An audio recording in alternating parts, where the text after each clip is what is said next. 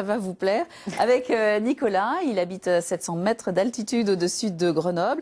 Nicolas est un bricoleur impénitent. Il passe sa vie à réparer la terre entière. Il a horreur de jeter. Et un jour, il est tombé sur un article du journal Courrier International qui parlait des repair cafés, cafés de réparation qui fleurissent aux Pays-Bas.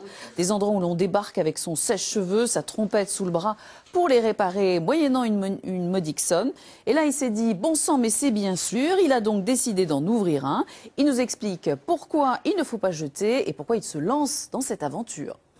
On jette beaucoup trop facilement et du coup il faut fabriquer, mais malheureusement la terre il n'y en a qu'une et les terres rares par exemple on sait qu'elles commencent à manquer, le cuivre commence à manquer, on sait qu'à l'échéance 2020 on va avoir des problèmes etc. et qu'il faudrait arrêter ça quoi. Alors ces repair cafés c'est des lieux dans lesquels des bénévoles qui sont experts, c'est-à-dire qu'ils en savent un peu plus que les autres et tout, proposent leur savoir à des gens qui sont là et qui viennent avec des objets justement qui sont économiquement irréparables, c'est-à-dire qu'on leur dit c'est pas la peine, il faut en acheter un nouveau.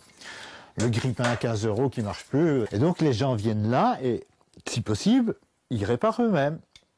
Et si pas possible, ben, c'est l'expert qui fait la réparation, qui fait ce qu'il peut en tout cas. En fait, c'est ce que je fais actuellement, genre dépanner un voisin, dépanner mes filles, dépanner machin, dépanner une machine à laver ici, réparer des essuie-glaces sur telle voiture, fabriquer un truc. Mais voilà, là il y aurait l'aspect d'une communauté, enfin communauté c'est peut-être un peu osé comme terme, mais un aspect de convivialité, d'échange, un lieu d'échange, voilà. Alors, il existe une soixantaine de repair cafés aux Pays-Bas et ça marche très bien, un en Belgique et pour le moment, il n'y en a pas en France, hormis le projet de Nicolas. Alors, de quoi a-t-il besoin? Eh bien, tout d'abord d'un local, ce serait bien à Saint-Égrève parce qu'il habite au-dessus, ce serait plus pratique pour lui.